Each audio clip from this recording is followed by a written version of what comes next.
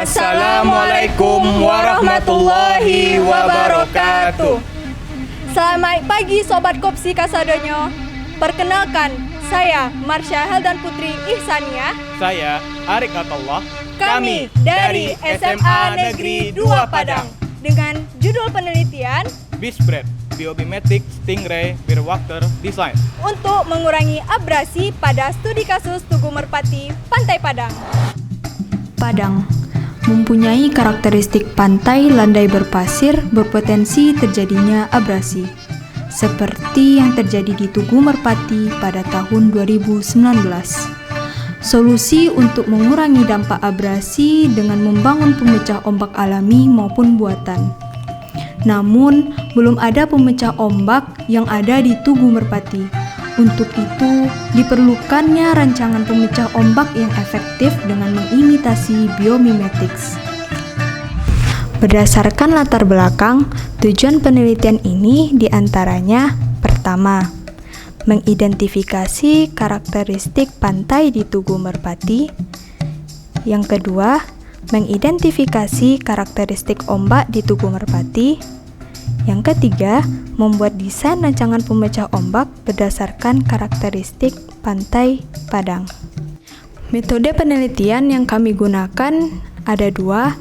Yang pertama yaitu observasi dengan mengamati secara langsung Tugu Merpati Pantai Padang. Yang kedua, dokumentasi dengan menggunakan studi literatur bersifat kualitatif dan kuantitatif. Analisis data di dalam penelitian ini yang pertama yaitu karakteristik Pantai Padang.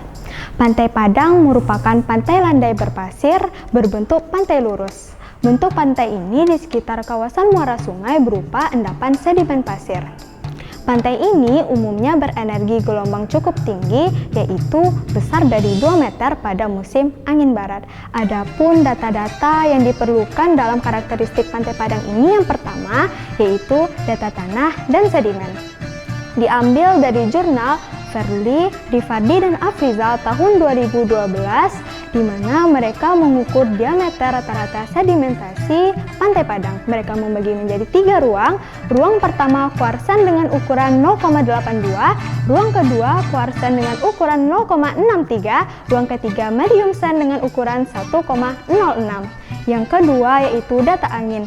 Dilihat dari diagram Wenros di samping bahwasanya dominasi arah angin dari arah selatan menuju arah barat dan barat daya. Yang ketiga yaitu data pasang surut. Dilihat dari grafik di samping bahwasanya tinggi muka laut pada saat pasang berada di titik 1 meter dan pada saat surut terletak di titik min 1 meter. Yang kedua yaitu karakteristik gelombang Pantai Padang, di mana data yang diperlukan dalam menentukan karakteristik gelombang Pantai Padang ini yang pertama yaitu data tinggi gelombang.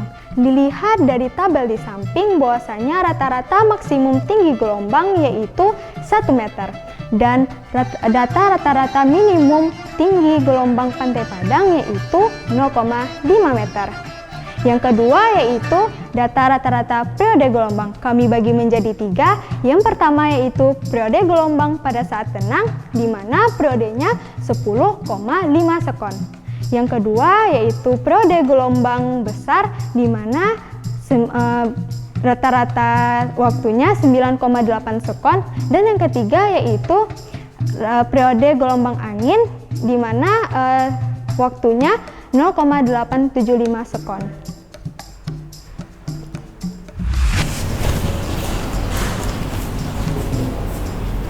Biomimetic Stingray dipilih sebagai acuan karena menambah daya unik dan bentuknya efektif dengan bagian depan lebih lebar dibandingkan bagian belakang. Dalam rancangan ini, kami menggunakan aplikasi ASIS sebagai media perancangan. Langkah-langkah dalam pembuatan pemecah ombak adalah: pertama, buat bangun datar dasar.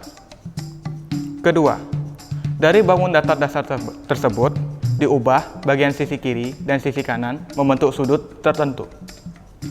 Ketiga, mengubah bangun datar dasar tersebut menjadi 3 dimensi. Keempat, membuat dasar bagian depan atau moncong dari pemecah ombak. Kelima, membuat ujung dari moncong pemecah ombak dan memperhalusnya sehingga memiliki bentuk biomimetik stingray. Keenam, memot ujung dari pemecah ombak dan memperhalusnya. Ketujuh, memperhalus desain sehingga efektif dalam memecah ombak. Dari simulasi yang dilakukan melalui CFD, dapat dilihat perbandingan antara pemecah ombak yang sudah ada di Pantai Padang dengan rancangan BISBRAT yang direncanakan. Perbandingan terlihat jelas dari keefektivitasan antara dua pola pemecah ombak di atas, yang mana pola BISBRAT cenderung lebih efektif dalam memecah ombak dibandingkan dengan pemecah ombak yang sudah ada. Terlihat pada dua gambar pola pemecah ombak di atas bahwasanya BISBRAT dapat mengurangi laju dan hantaman ombak ke daratan. Hal itu terlihat dari simulasi BISBRAT, sedangkan pemecah ombak yang sudah ada belum bisa mengurangi laju ombak secara efektif. Kesimpulan dari penelitian kami adalah: pertama, pola rancangan BISBRAT efektif setelah simulasi yang telah dilakukan. kedua, diperlukannya perencanaan bangunan pemecah ombak dengan mengimitasi moncong ikan pari dengan tipe sisi miring. Demikian video presentasi penelitian kami. Apabila ada kesalahan maupun kekurangan, mohon dimaafkan. Kopsi 2020, meneliti itu seru!